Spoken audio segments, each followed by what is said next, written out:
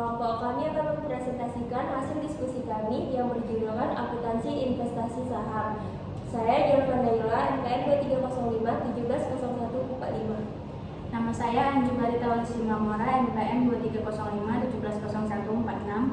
Nama saya Devita Sari, NPM 2305 170140. Nama saya Iftahul Rizkia Siregar, NPM 2305 170160. Nama saya Mutiara Sanitinaga, NPM 2305 170158. Di sini saya akan membahas tentang pengertian investasi saham.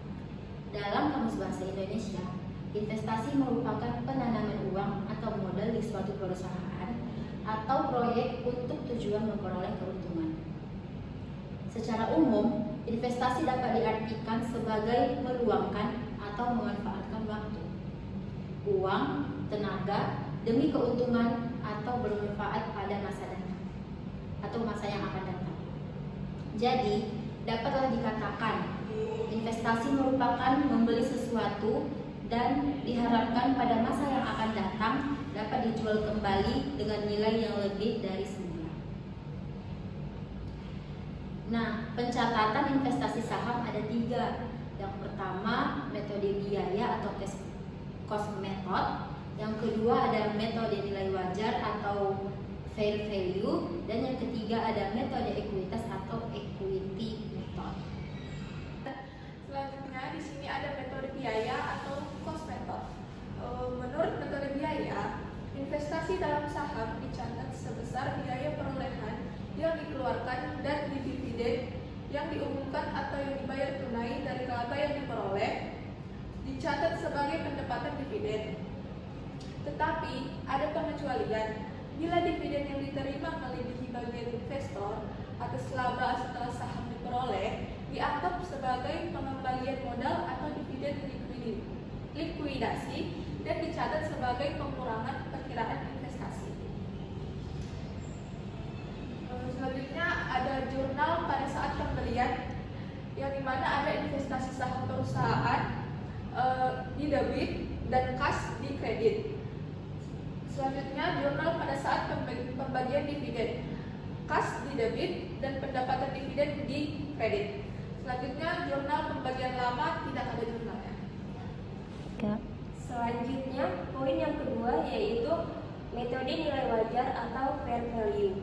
Fair value ini ialah nilai yang digunakan untuk mengukur harga pasar suatu aset atau kewajiban pada titik waktu tertentu.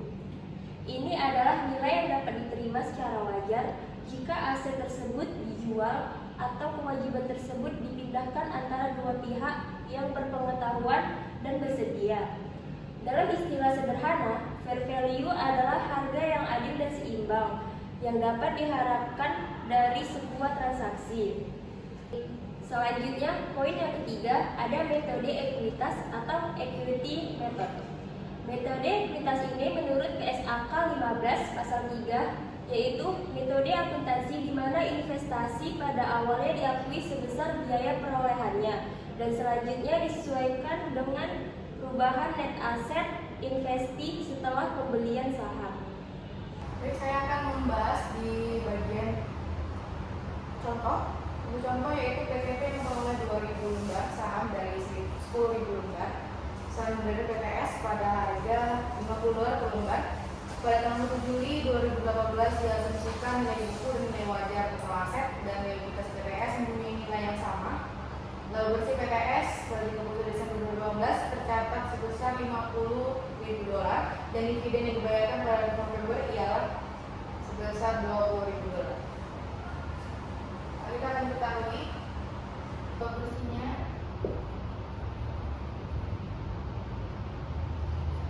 bagi BTS yaitu $50.000 dan dividen sebesar $20.000. Kita bakal cari jurnalnya untuk biaya perolehan dan juga penerimaan dividen. Yang pertama itu jurnalnya untuk si perolehan investasi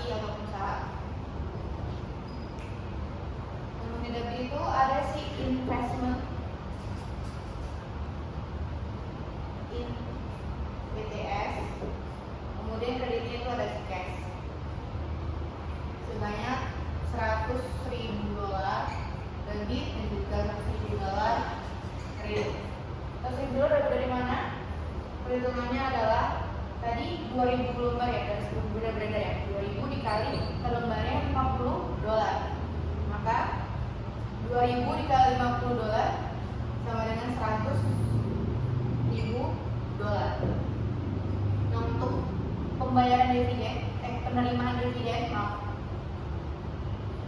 penerimaan dividen untuk jurnalnya karena kita menerima ya, maka cash di debit, kemudian dividen income-nya di kredit. Perhitungan untuk dividen itu dapat kita ketahui dari 2000, perhitungannya 2000 saham beredar, kemudian dibagi dengan 10.000, kemudian dikali $20.000. $20.000 itu dividennya sama 2018. Dan jumlahin itu sebanyak hasilnya $4.000. Maka di cash debit $4.000, kemudian kredit $4.000. Ini untuk yang fair value teman-teman. Nah, fair value juga atau cost method. Lanjut kita ke ketiga, fair value, terus cost method dan juga equity method. Tadi ini udah fair value, cost method sama ya teman-teman. Perolehan sama jurnalnya, yaitu investment in S, PTS ya, cashnya di kredit sebanyak $100.000 dan $100.000 juga di kredit. Perhitungannya sama, $2000 dikali $50 sama dengan $1.000. Ini perolehan saham investasi. Pembayaran dividen ya teman-teman. Pembayaran dari si PTS. Jadi kita menerimanya. Karena menerima kita cash di debit, kemudian investment in S di kredit. Itu sama kayak yang di fair value sebanyak $4.000 dan kredit $4.000. Perhitungannya sama, yaitu 2000 dibagi 10.000 dikali $20.000 hasilnya $4.000. Fair value untuk cost method dengan equity method yaitu di dalam penerimaan dividennya. Untuk penerimaan dividen akunnya untuk yang si fair value itu dividen income untuk di kredit, dan sedangkan untuk yang equity method itu investment in S, bukan dividen income. Kemudian ada perbedaan fair value atau cost method dan equity method. Yang pertama ada fair value atau cost method. Saldo akun investasi tetap tidak disesuaikan terhadap laba rugi atau transaksi yang dapat menurunkan dan menaikkan laba atau rugi perusahaan investi. Yang kedua, perbedaan equity method. Saldo akun investasi berubah-ubah, disesuaikan terhadap laba atau rugi atau transaksi yang dapat menurunkan atau menaikkan laba rugi perusahaan investi.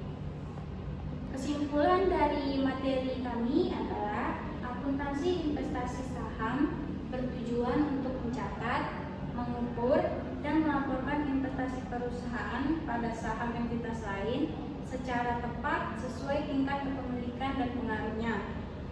Metode pencatatan investasi saham dibedakan berdasarkan 3 tingkat pengaruh. Yang pertama ada metode nilai wajar atau fair value yang merupakan kepemilikan kurang dari 20%, pengaruh tidak signifikan. Yang kedua, metode ekuitas, kepemilikan 20-50% yang pengaruhnya merupakan signifikan. Yang ketiga ada metode biaya atau cost method, kepemilikan lebih besar dari 50%. Penerapan metode yang tepat memastikan laporan keuangan mencerminkan kondisi ekonomi sebenarnya, baik dari sisi lain investasi, laba rugi maupun pendapatan dividen. Akuntansi investasi saham penting bagi manajemen atau investor untuk menilai kinerja, menentukan strategi investasi, serta menjaga transparansi dan akuntansi laporan keuangan. Sekian presentasi dari kelompok kami. Kurang dan lebihnya kami mohon maaf. Assalamualaikum